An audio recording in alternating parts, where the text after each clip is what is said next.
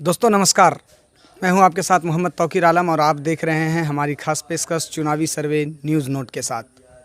1 नवंबर की शुरुआत, एक ऐसा मंथ जब अधिकांश भारत में ठंड दस्तक देना शुरू कर देती है, मगर बिहार में अभी पंचायती और चुनावी सरगर्मी अपने चरम सीमा पर है। ऐसे ही गर्म सियासत के लिए जानने वाले पंचायत सरबेला पंचायत के कासिमपुर से मुखिया प्रत्याशी शाहीन अहमद मोहम्मद शाहीन आज हमारे साथ बातचीत करने के लिए हमारे साक्षात में मौजूद हैं। आज उनसे हम बात करेंगे उनके चुनावी बैकग्राउंड के बारे में। आज उनसे हम बात करेंगे पहला एक्सपीरियंस राजनीति में कदम रखने के बारे में। आज उनसे हम बात करेंगे चुनावी मैनिफेस्टो के बारे में। आज उनसे हम बात करेंगे उनकी रणनीति के बारे में। तो शाहीन साहब, सबसे पहले तो आपका बहुत बहुत शुक्रिया हमारे चैनल में आने के लिए।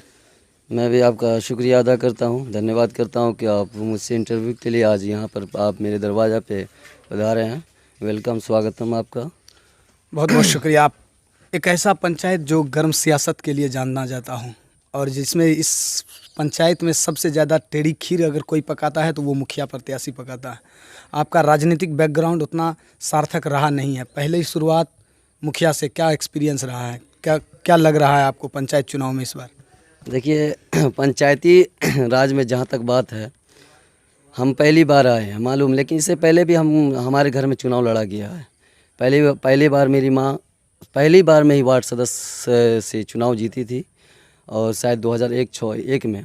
उसके बाद फिर यानी कि अगले बार भी हम पंचायत समिति से खड़े हुए थे, लेकिन किसी कारण से हमको यानी कि समर्थन देना पड़ा था। लेकिन बस ये है कि हमें उस वक्त सीट मायने नहीं था, वहाँ पे हमको किसी इंसान की एक जीवन को बचाना था। इसी वजह से हम सीट अपना जो है उसको समर्थन दिए थे। लेकिन आज दूसरी बार आज हम जनता की जो समस्या को देखे सरबेला पंचायत में, उसी वजह से आज मुझे खड़ा होना पड़ा, क्योंकि यहाँ सरबेला पंचायत में बहुत यानी कि मुद्दा इतना है, इतना समस्या है जनता के सामने में कि हम अगर पंचायत में अगर कहीं भी जाते हैं तो हमेशा समस्या, हमको हर जगह समस्या नज़र आ रहा है, कोई किसी का सुनने वाला नहीं है। अब दूसरी बात यह है कि अगर कोई भी पंचायत में 20 साल कोई भी मुखिया अगर जीत करके आ रहा है, 5 साल वो, 10 साल कोई और भी, तो इस तरह से हम लोग काम देखते हैं। तो ख़ास करके छोटे तबके के लोगों का, गरीब मज़दूर का, यानी कि बहुत सारे ऐसे यानी काम है जो अभी पेंडिंग पड़ा हुआ है, और उन लोगों को बस यही है कि अब लगता है कि हम लोगों का काम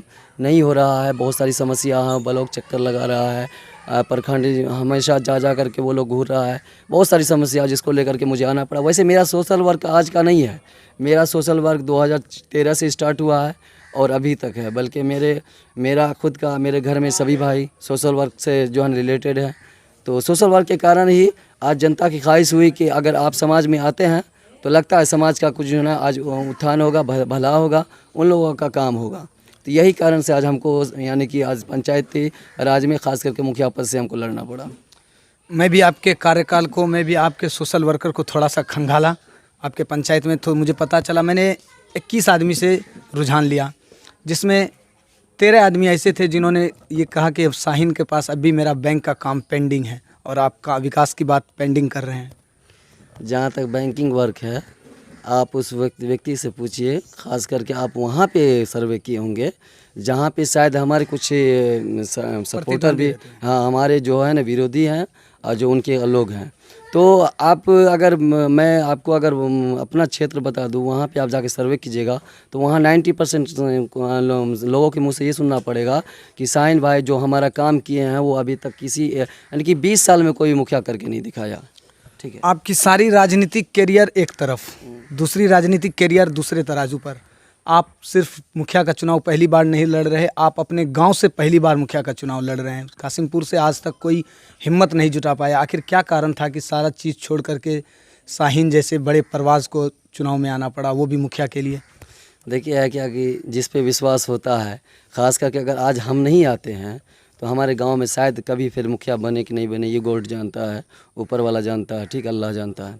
तो हम ये कहते हैं कि अगर इस मकसद से आए हैं कि कासिमपुर अगर सरबेला कुसमी में दोनों जगह मुखिया रहा है और दोनों जगह ख़ास करके कासिमपुर को निगलेक्ट किया गया है। हम ये कहते हैं कि सरबेला में जब मुखिया था और जब कुसमी में मुखिया था, उस समय में कासिमपुर को जो चीज़ मिलना चाहिए वो नहीं मिला। ठीक है, कासिमपुर का जो विकास होना चाहिए वो नहीं हुआ। कासिमपुर के विकास में अगर आप देख लीजिएगा तो सबसे ज़्यादा कासिमपुर में आज समस्या है। इसलिए है कि यहाँ पे की जनता, कासिमपुर की जनता जो है ना, सरबेला यानी कि कासिमपुर के यानी कि वोटर को ये समझने की ज़रूरत है कि जब हमारा काम कासिमपुर की जनता से कोई भी लोग बाहरी जीत करके जाते हैं, चाहे वो सरबेला का मुखिया बने, चाहे वो कुसमी का मुखिया बने, अगर यहाँ किसी भी हमारे कासिमपुर से आगे जहाँ का भी मुखिया बन रहा है हमारे पंचायत का, तो उस समय क्या है कि उनको ये सोचना चाहिए कि जब यहाँ का मुखिया बनेगा तभी अपने गांव के लिए खास करके सोचेगा कि इस गांव में क्यों नहीं हुआ अभी तक, ये गांव में इसलिए कोई मुखिया नहीं है। यहाँ के लोगों को बस सोच बदलनी पड़ेगी। बल्कि मेरा काम है, मैं कहीं का भी मुखिया बनूँ, मैं अपने पंचायत कासिमपुर का भी हूँ, मुझे सबको लेकर के चलना पड़ेगा, तभी मैं 5 साल के बाद फिर दोबारा मैं आ पाऊँगा राजनीति में। नहीं तो मुझे नहीं आना, मुझे फिर से जो है नकारा जाएगा। जैसे आजकल के मुखिया के पास हमारे सामने बहुत ऐसे दिग्गज लोग हैं, दिग्गज नेता हैं जो एक बार जीते हैं लेकिन दूसरा बार नहीं जीतते हैं, तो मजबूरन है कि उनको काम अच्छा नहीं करते हैं तब नहीं जीतते हैं। मैं तो कहता हूँ जनता एक बार मुझ पर भरोसा करे, और अगर वो एक बार 5 साल वो भरोसा कर लेते हैं, मुझे नहीं लगता है कि मैं दोबारा कभी राजनीतिक से मुझे को यानी कि राजनीति में कोई हरा पाएगा। आप पहली बार मुखिया प्रत्याशी में आके जितनी हमला कर रहे हैं अगले प्रत्याशी के पास, और ऐसे प्रत्याशी के पास जो 2 बार सत्ता में रहे हो, उससे पीछे जो है वो भी काफ़ी इस बार प्रचंड बहुमत से आने की होड़ में लगी हुई है, आप उन्हीं दोनों के बीच अपना रास्ता टटोल रहे हैं। आपको राजनीति में पता है ना कि यहाँ दूध का जला छार भी फूक फूक कर पीना पड़ता है। सब पता है। आज राजनीतिक को लोग गंदा समझते हैं, कहते हैं कि राजनीति गंदा है, लेकिन तो गंदा आप क्या समझते हैं? हम राजनीति को अच्छी चीज़ समझते हैं। राजनीति से किसी का भला हो सकता है। राजनीति के कुछ सकारात्मक प्रभाव बताइए। सकारात्मक प्रभाव ये है कि अगर राजनीतिक में आए हैं तो आप छोटे से बड़े काम को भी देखना पड़ेगा।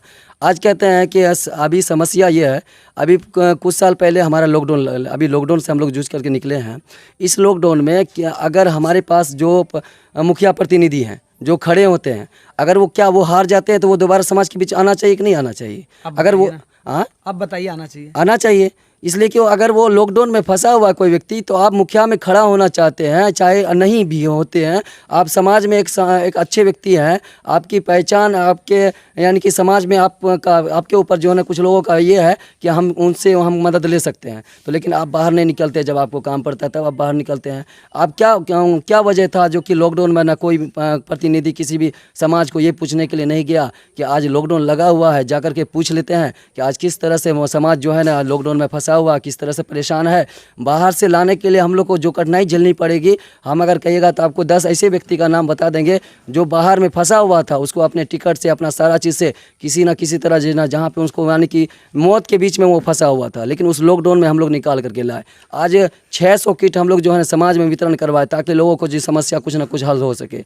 आज क्या चीज़ है, आज भी राशन कार्ड का काम हो रहा था, सभी मुखिया सोया हुआ था, टोटल मुखिया किसी को पता नहीं था कि राशन कार्ड बना देंगे तो किसी का पेट भर जाएगा, किसी का घर चूल्हा जलेगा, लेकिन उस समय वो सोया हुआ था। आज जो है ना वो कह रहा है कि हमको वोट दे। किस बिना पे वोट दे? जब आपको राशन कार्ड बना रहा था का आपकी पैरवी खत्म हो गई थी? का आप मुखिया पहले नहीं खड़े हुए थे? क्या आपके पास जो है ना पैसा नहीं था? का 2 रुपया अगर कहीं पर लग रहा है पान खाने के लिए, मिठाई खाने के लिए, लगा करके आप किसी का जनता का राशन कार्ड 400 बनवा देते, 200 बनवा देते, तो हम ना समझते कि आप भलाई करना चाहते हैं समाज का, पब्लिक का। आज हम 380 राशन कार्ड करीब 25-30 लोगों का नाम जुड़वाए, बच्चे लोगों का। उसके बाद तब जाकर के आज घर पे बुला करके आधार कार्ड वाला, अगर वीडियो मुखिया चाहे तो वीडियो से सिग्नेचर करवा करके एक दिन के लिए अपने गांव में कहीं पर भी जहां पे स्थान अच्छा हो, जहां पे 10 लोगों का आना जाना हो, वहां बुला करके जनता को सेवा दे सकता है घर पे बुला करके, अगर ये मुखिया चाहे तो।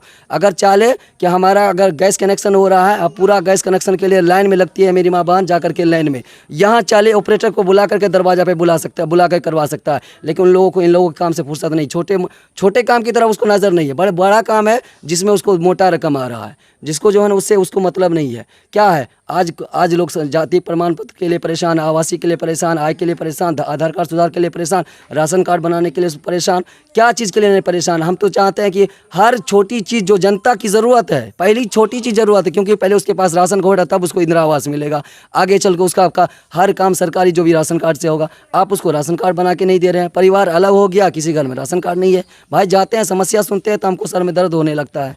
तो ये सब सारा चीज़ मुद्दा है जो मुखिया को, अगर मुखिया खड़ा होना चाहिए, पहले समाज सेवा कर लीजिए तब मुखिया खड़े। आप समाज सेवा नहीं करते, आप मुखिया में खड़े होते हैं। आज किस चीज़ पे?